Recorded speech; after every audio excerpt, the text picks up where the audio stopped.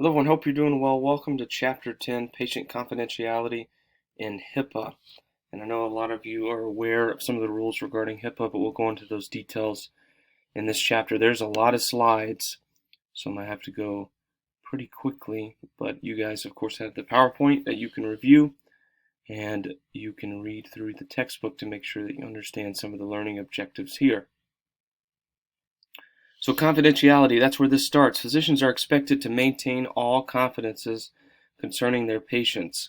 So modern medicine and technology make patient privacy really an issue, right? Because a lot of things are digital, or most things are digital now, and confidentiality can be difficult. Patients have phones, providers have phones, staff have phones. That's one area of confidentiality that's been a challenge. Everybody's walking around with their cell phone all the time, so information could be leaked or transcribed or taken pictures of in ways that it hasn't always been the case in the past.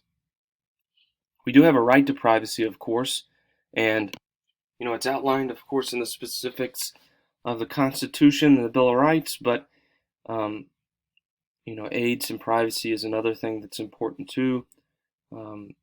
There's some things in healthcare that have to be carefully communicated. AIDS is one of them, and I would say behavioral health.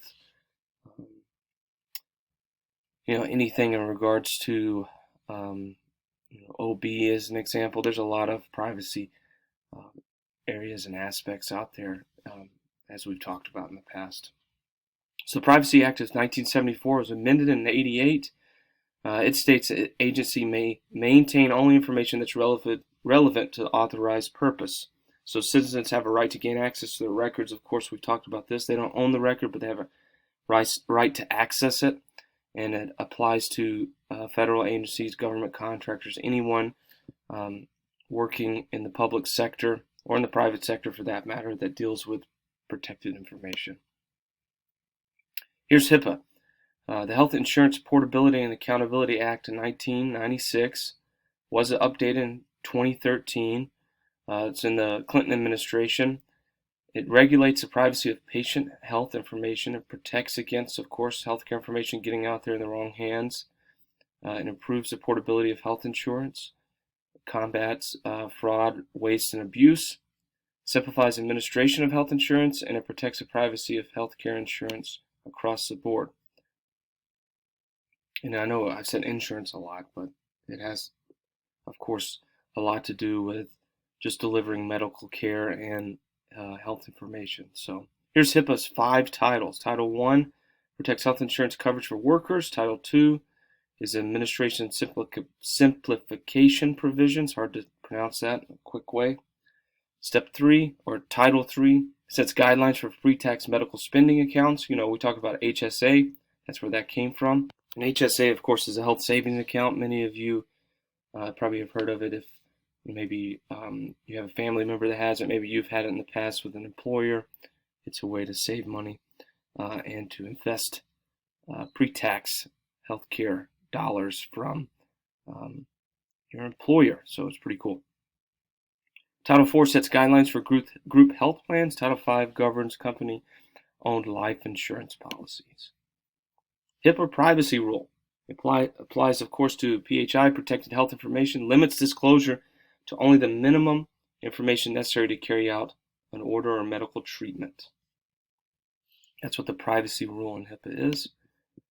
ROI. So HIPAA has a privacy rule, and it's not mentioned here, but I'm going to bring it up anyway. Privacy rule and a rule which mainly has to do with electronic health information, which we'll talk about here in a minute. ROI, release of information. Patients have a right to know how, when, and why their medical information is used. There are some exceptions to that, of course, emergency situations, language barriers, and prison inmates. High tech is part of the security rule. Health Information Technology for Economic and Clinical Health Act.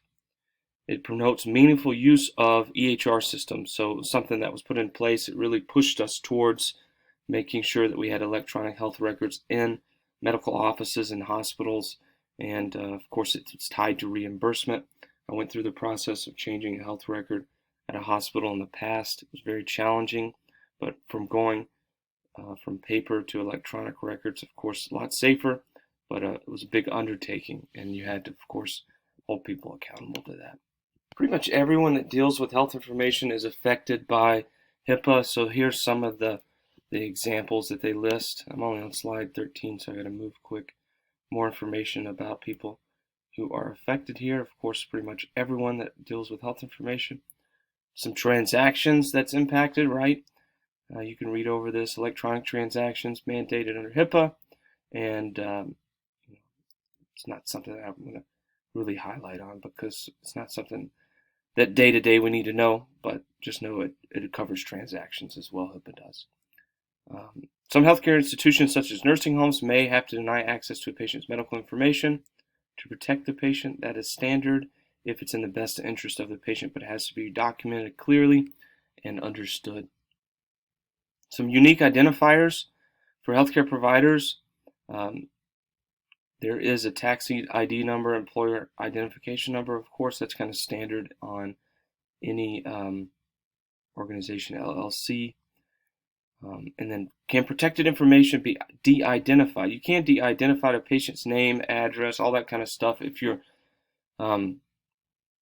if it's something that you have to, like, a lot of times you'll submit records to public health institutions for maybe like COVID or flu, in regards to how many infections you have in your community. Sometimes they de-identify that information. And this is some more information to make sure you're de-identifying enough to really, of course, make sure it's not transferable. So some obligations that we have to patients under HIPAA: you have to obtain consent and authorization to disclose any medical information to anyone other than medical people in, of course, in their medical care. You have to permit patient access to medical information. They have to be able to access their record and review it. They don't own it, but they have to have access to it unless it's a health issue like we talked about earlier. You have to provide only the minimum necessary standard for moving forward. Of course, what's in the best interest of the patient. You don't share too much, you don't share too little. And then there are permitted incidental disclosures. So there's penalties, of course, with not complying with HIPAA. There's civil penalties, and there's also federal criminal liability with sanctions if, of course, it's beyond negligence. All right, some information here about backlash. Healthcare institutions that have been held accountable for HIPAA issues usually face large fines, and at times have been shut down in the past if they're not able to pay those fines. They go into bankruptcy. Some small hospitals, as an example. Patient rights under the privacy standards of HIPAA Privacy and Security Act. So copy of a privacy notice, access to medical records. We've said that about 5 times now. Limit of how much healthcare information is shared, and an account of whom healthcare information is given. Now, they're not going to account like if it's given to another provider in the case, like if you have a general surgery case and you have anesthesiologist and a general surgeon and techs in there. They're not going to, highlight who has access to the record in that. But if you release information to other healthcare authorities or, someone in public health, of course, that's going to be documented, outlined, so a patient has access and a right to know who that is. Of course, all this is straightforward information that you can read through under privacy standards. HIPAA defined permissions, of course, permissions of information, how you use information, knowing and making sure the information is disclosed in a meaningful way.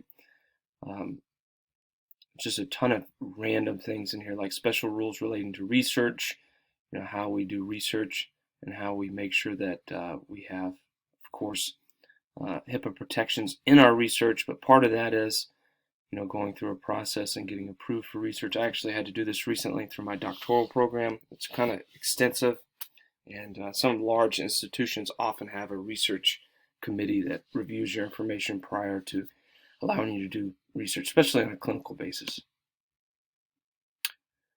Here's some privacies you can read over in regards to HIPAA's privacy rules. It works pretty well, in my opinion. There's some challenges at times, but it's pretty straightforward. There are some misconceptions. It doesn't prevent patients and physicians or hospitals from sharing patient information to treat patients. It doesn't prevent disclosure to clergy. It allows hospitals and physicians to share information with their spouse uh, or anyone patient has identified as involved in their care.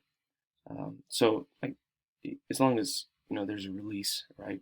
So if you show up to the hospital with your spouse, of course the provider is going to be able to talk to your spouse in that instance. Doesn't apply to most police or fire departments. They can release information about accident victims for emergency cases and doesn't limit EMTs from disclosure. Here are some recommendations, of course, for hospital healthcare systems, and these are some that you can read over, but most hospital and healthcare systems have this down based on how many years we've been dealing with HIPAA. And it's a good thing. I don't mean that in a bad way at all. All right. Some more ethical concerns with technology and making sure that we're protecting health information. We talked about in the past EHR systems. Most of these are large systems. If you get access to care through a large healthcare practice, not just a small community, maybe family medicine practice. Sometimes they'll have EHR systems that are smaller in nature if they're a smaller organization, but large organizations have the big names like Epic and Cerner, and they have a lot of protections to make sure, of course, these type of challenges are taken care of, and a lot of things are stored in the cloud, and they have protective measures, and we're getting better and better at that from a protection standpoint. I know hacking was a big thing probably 10 to 15 years ago, but it's gotten a lot better as of late. So you can read a little bit about this. Telemedicine is a big thing, especially in rural areas, but it's not something that we need to really understand for this course. All right, lots of information in here about HIPAA. I know you already had another presentation as well, but hopefully this adds to it. If you have any questions, don't hesitate to reach out. Keep up the great work. It's a big chapter, but there's a lot of good information here that I think is going to be helpful for your career moving forward. All right, thanks so much.